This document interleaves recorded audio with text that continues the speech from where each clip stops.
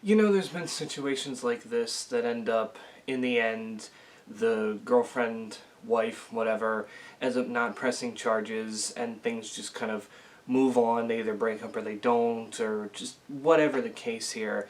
But with this Zach Stacy incident, I don't see that as the case, considering his now ex-girlfriend just put out a restraining order against him after a vicious and violent attack that he basically set upon her. I don't know what this was about. I don't know necessarily what was going on. All I know is that Zach Stacy didn't fear for his life. Because again, if you put your hands on a woman or anybody for anything other than self-defense or fear for your life, like you are in a situation where you are going to die, then you are the biggest scum on the earth. And like I said, I know there was a lot of things that happened in the Ray Rice case, and there was, what was it, Tyreek Hill, Joe Mixon, all that kind of stuff, and plenty of others that have gone around in the NFL. But I've seen the video, and it was just so, it was just a tearjerker. It was brutal to watch. And then just to know that he has fled the scene, he's gone, nobody knows where this violent man is scary. Like, I mean, again, I don't know what this was about, but he went to the house and he got in an argument, I guess, with his ex-girlfriend, and what we see on the video, again, is disturbing. I'm not going to link it because, Jesus Christ, I don't even want to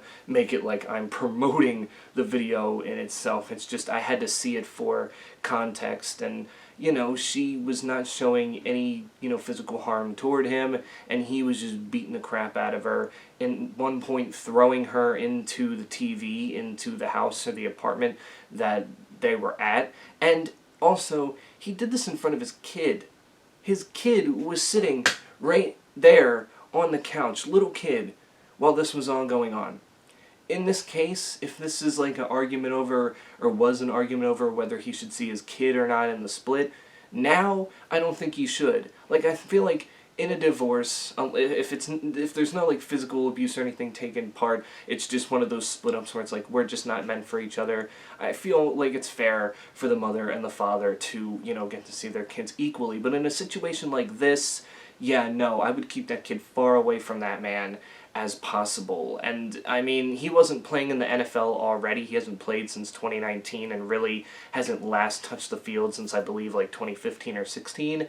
But now he's done. I really, like, at this point in time, he wasn't getting signed before, and he's not getting signed now. I know, again, other players have come back and gotten signed and gotten second chances before, but this is a bit different than the other cases that we've had, and the fact that he's fled and, from what I've seen, hasn't been caught is scary, because he can always go back to that house and just beat the crap out of his ex again, because, well, even though there's a restraining order against him where he won't be able to basically see her or the kid, that doesn't mean he won't violate it, because that's what scumbags and criminals do. And in this case, he's a criminal. He needs to get locked up, and he should never be allowed to not only see her again, but never see his kid again, because that kid does not need to be around someone like that at all. So, yeah, it's a hard topic to talk about. Domestic violence is real. I mean, we saw this too with the Ravens player last year. His name is escaping me. DJ Fluker, who got beat by his wife, and you saw that, oh, it also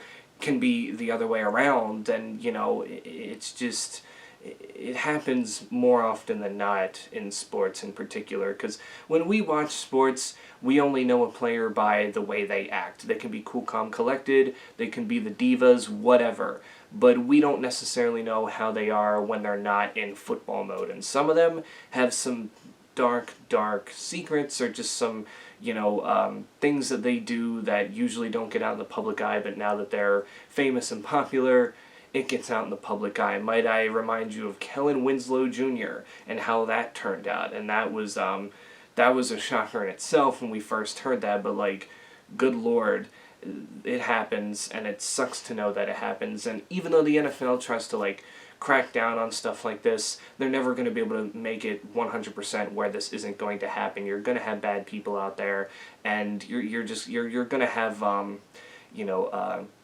again, bad people all around that just don't know right from wrong in certain situations. And there was that Seahawks player last year who beat the ever-living crap out of his girlfriend, and it barely got any press, and he kind of tried to play off, oh, this, that, and the other, when it was like, no, you beat the shit out of her, you knew right from wrong, and yet you did it anyway. And in this situation, there's just no excuse he can come up with that would make me go, oh, yeah, no, you were justified, because she wasn't showing any signs of a threat. It was just one of those, arguments that couples would have when they're breaking up or when they're divorcing, and I guess he thought he had to take matters into his own hands and get physical for whatever reason. And like I said, that just means that he's a scum of a man, scum of a human being who doesn't know how to treat people right, and he deserves to be locked up for it. So, yeah, that's my thoughts on this. I mean, you can tell me in the comments below, what do you think? And again, go search for the video yourself. I'm not linking it because